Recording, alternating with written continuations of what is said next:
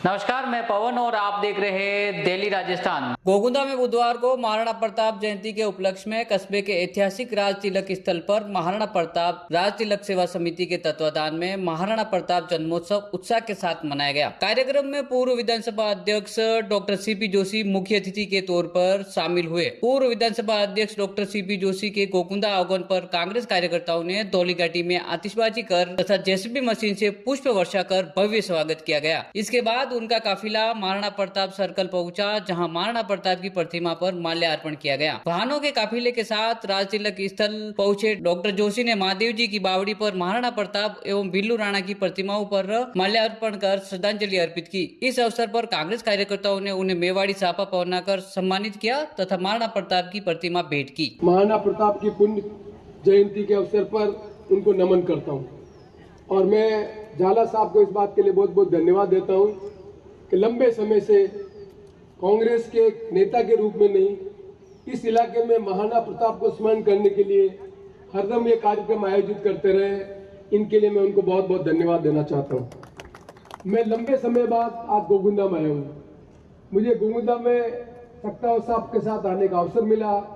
नरेंद्र सिंह जी आज जिंदा नहीं है, सम्मानी देवी सिंह जी नहीं है। मुझे इस परिवार का कांग्रेस पार्टी के साथ जो जुड़ाव है, इस इलाके में बदलाव करने की जो इनकी भूमिका है, उसकी पूरी मुझे जानकारी है।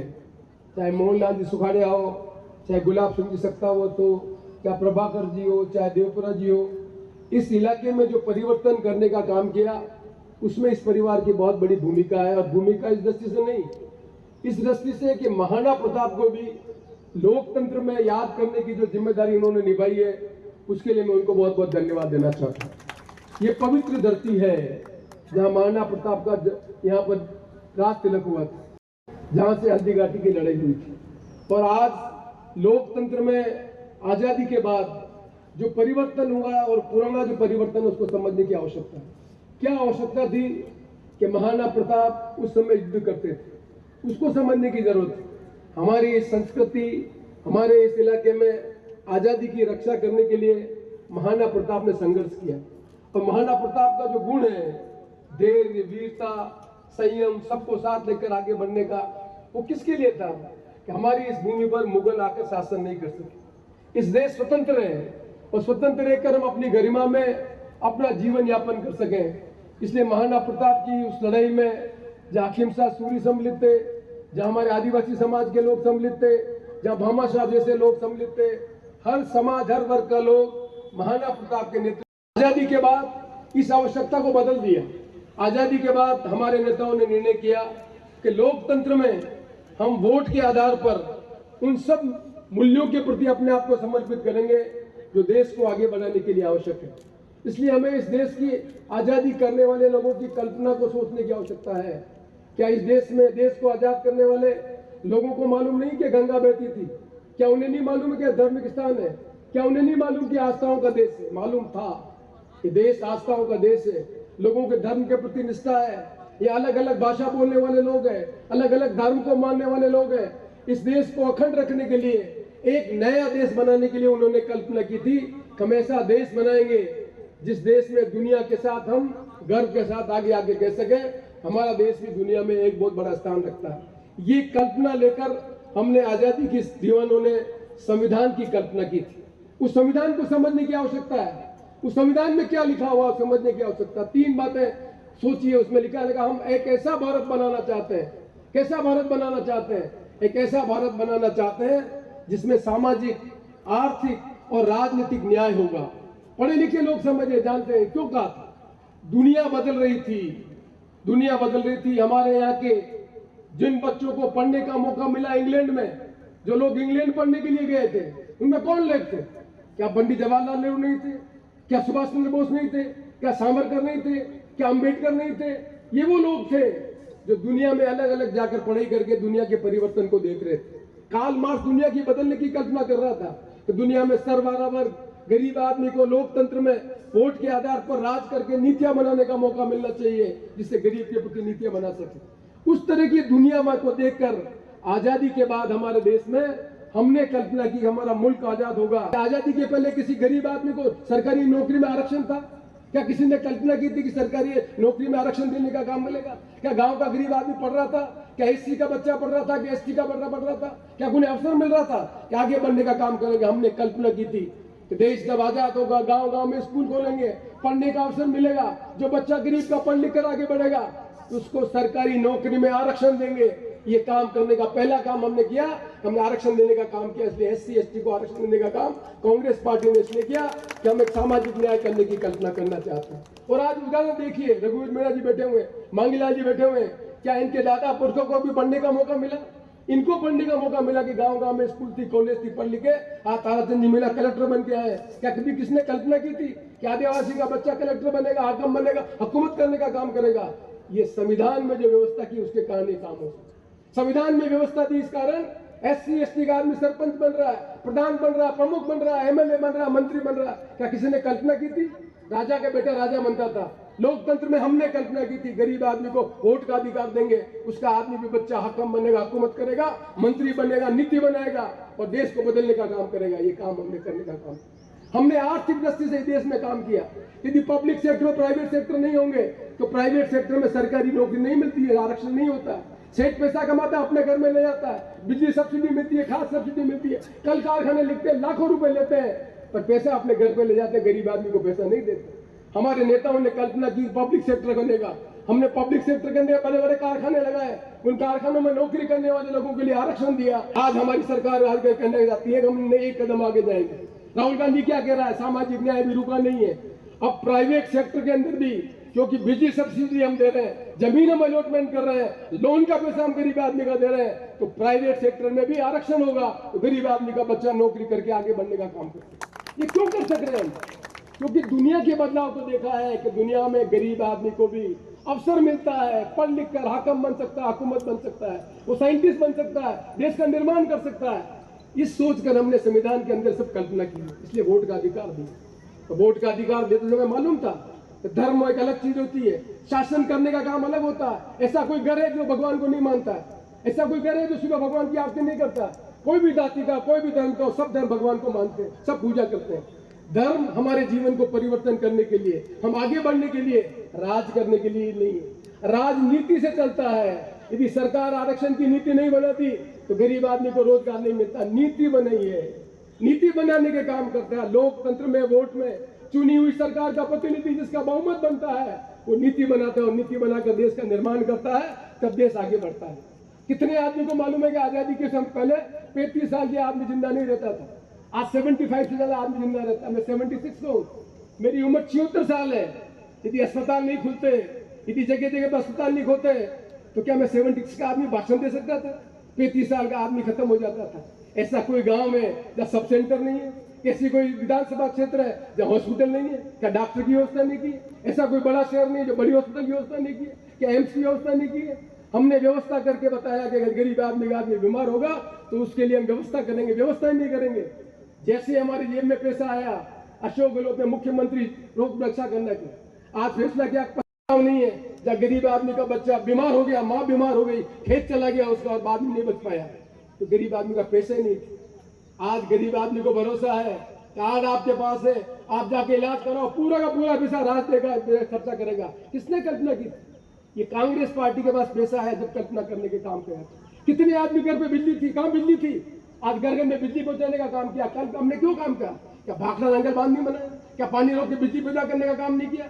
हमने क्या काम नहीं किया जो इस देश को आगे बढ़ाने का काम करे? हमने एक काम नहीं किया, हमने धर्म को राजनीति से नहीं जोड़ा, हमने राजनीति को जोड़ा राजनीति विकास करने के लिए। हमने महाराणा प्रताप को आज स्मरण करते हैं, क्यों याद करते हैं?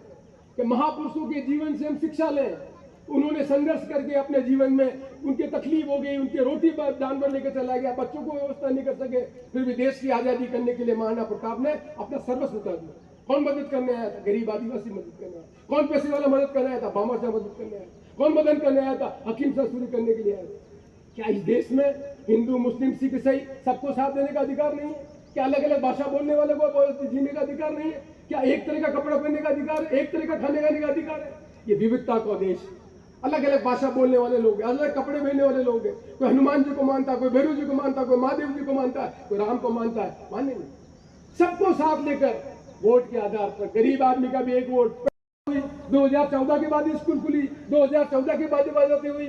अरे 2014 के पहले पंडित जवाहरलाल नेहरू ने कल्पना की थी हिंदुस्तान के पास बन गया था। अटलांटिका में चले गए थे हम। इकोनॉमी जो हमने खड़ी की, mix of economy, public private sector की, आज दुनिया में हमारी जो इकोनॉमी बढ़ रही है वो इसलिए नहीं बढ़ रही है 2014 के पहले शासन है। 2014 के पहले हमने इतनी मजबूत नींव रखी है जिस नींव के आधार पर आप दुनिया के आगे देश आगे बढ़ने का काम।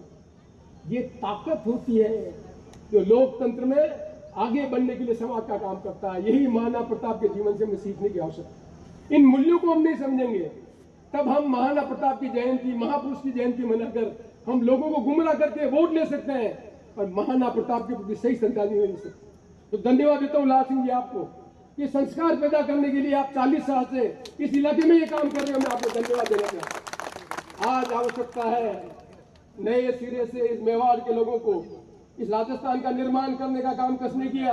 माणिकलाल वर्मा के शिष्य मोहनलाल सुखाड़े ने कहा। मोहनलाल सुखाड़े के साथ कौन था? हरदेव जोशी जी थे, गुलाब सिंह जी थे, प्रभाकर साहब थे, देवपुरा जी थे, शिवचरण जी माथुर थे। कितने लोगों ने इस इलाके को बदलने का काम किया था। कहाँ सड़क थी, कहाँ बिजली थी गोविंदा में, कहाँ स्कूल था, कहाँ अस्पताल थे?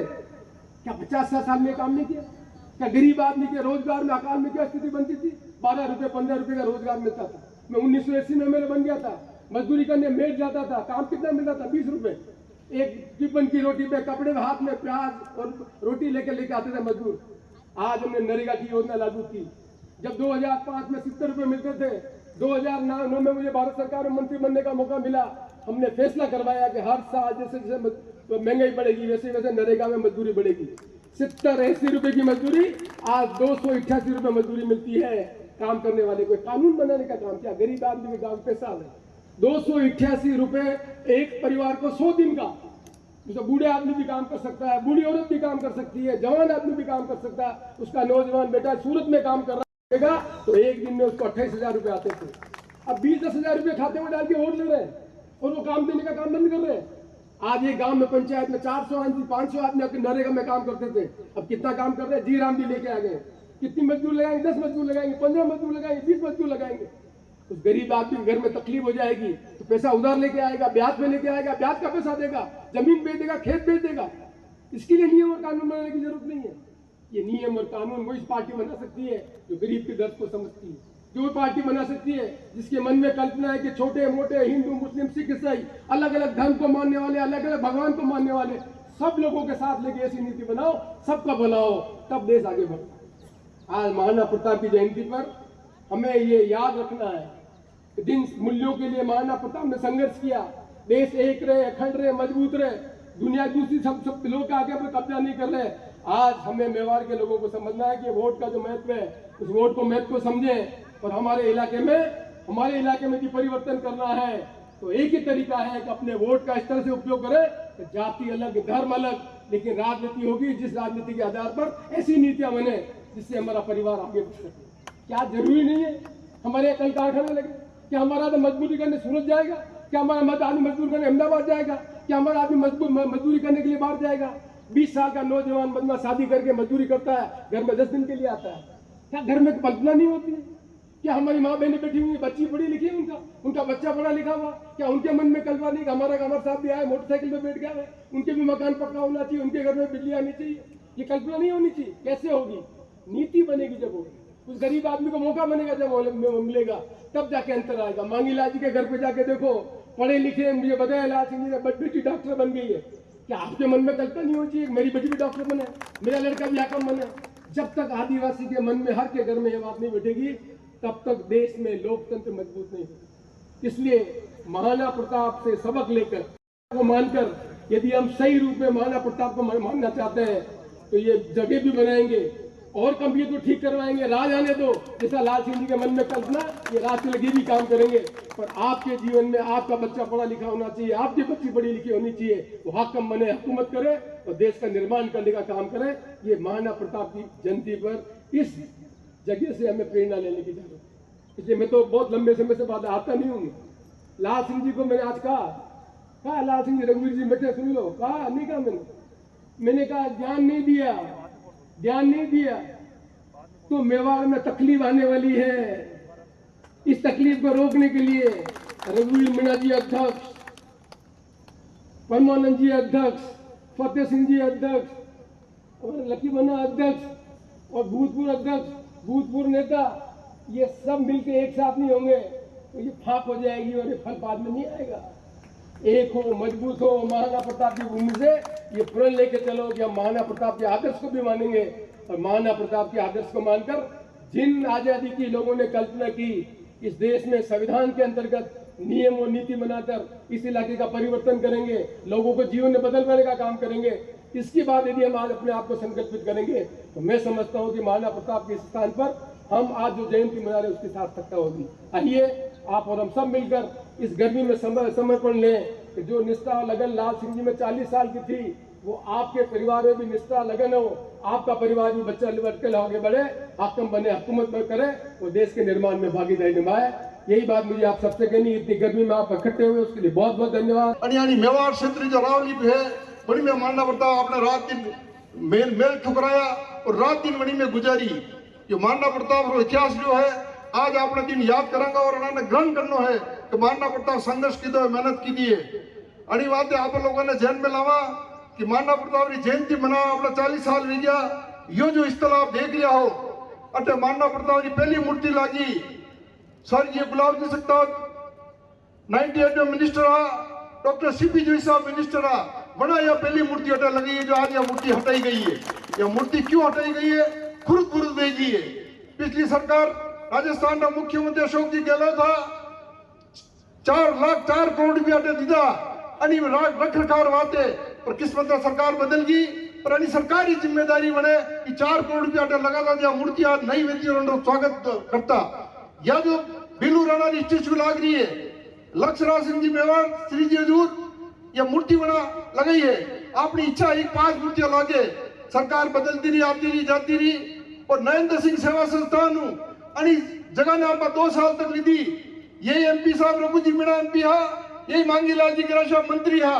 बड़ी जमाने आना पाया लगा, कोठारा पाया लगे, नंडे रख रखा तैयार की दो। गोगुंदा की जनता ने मालूम देगा 500 लोग रोज शाम घूमा आता। सरकार बदल गई, पिछली सरकार भी आई, गहलोत साहब ने मां क्यों 20 साल बाद 2 गत मां लांगा, बाकी मां नहीं लांगा। और ये जो कह रहे 99 साल तक, ये पागल वाला पता ही नहीं है। मानी सरकार में मांगे पर मानी सरकार मना के तो 20 साल में नहीं देंगा। सरकार की मर्जी है, माने जो अगर 20 साल दूंगा तो मांडो रख रखाव करांगा, पूरी ताकत करांगा। आज या दुर्दशा वेरी है, सरकार आए और बदलती रहे। एक सरकारी जिम्मेदारी है। महिराजी गुफा जो अशोक जी गहलोत साहब 5 करोड़ रुपया दिया, अटूटी हल्दी काटू उनको लिंक दो। अशोक जी गहलोत साहब मुख्यमंत्री बना था, सारा पाया बंदा था। डॉक्टर सीपी जोशी साहब आपने लगातार पदार्थ दे रहा है। हर टाइम में आपने पहला केंद्र मंत्री वन टाइम बेटा लगातार एरिया आपने जुड़ा रहा है। अपनी सबरी जिम्मेदारी बने, अब पूरी ताकत में प्रताप यंत्र उद्देश्य होना चाहिए। या क्यों मनाई रहा? कोई राजनीतिक दृष्टियों ने नहीं मनाई रहा। महाराणा प्रताप ने याद कर रहा है, जी लोग अभी याद कर रहा है, अब 40 साल याद कर रहा। अपना धर्म बने, कर्तव्य बने, और यह राजनीति धरती पवित्र धरती है। अने बात आप पूरी ताकत मेहनत अब काम कर रहा। मुझ सभी जो अतिथि वगैरह अगर स्वागत कीधु, आप सब आप मारी और भी स्वागत करूं। आप सभी ने हमारा अपने वक्ता ने जो मोटा मुख्य अतिथि बनाने उड़ना है। आप लोग गर्मी का समय है, आप थोड़े विराजो, 5-10 मिनट में प्रोग्राम खत्म करता। स्वागत की लंबी कड़ी है, माफी चाहूँ स्वागत करा आपने बहुत से लोग नहीं कर पाया, बने बात भी माफी चाहूँ कि समय बहुत गर्मी में है। आप लोग सुबेरा पधारने लगा हो, समय भी है, आप सभी पधारे, धन्यवाद, जय हिंद। आप ये भी जानते हैं, यही जो है महाराणा प्रताप राजतिलक स्थल को सवारने का काम माननीय डॉक्टर सीपी जोशी साहब ने, अशोक गहलोत साहब ने उस भावना के रूप में किया जिससे कि यहाँ पर एक नई ताकत के रूप में महाराणा प्रताप को याद किया जाए, उनके राजतिलक स्थल के गौरव को याद किया जाए। आज जो स्थिति बनी है, मैं यहां पर जितनी बात करूं उतनी कम है, पर मैं ज्यादा बात नहीं करूंगा। मैं एक निवेदन करने के लिए खड़ा हुआ हूं कि माननीय डॉक्टर सीपी जोशी साहब, आपने विकास के पुरोधा के रूप में काम करके हमारा हाईवे जिस तरह से बनाने का काम जिस रूप में आपने किया, और उनके साथ साथ में महत्व की आवश्यकता के आधार पर हल्दी घाटी से नाथद्वारा से इस रोड को जोड़ करके एक नई ताकत हमारे इस एरिया में पैदा करने का काम किया और हमारे राजतलिक स्थली को जोड़ करके एक नई ताकत हमारे को दी।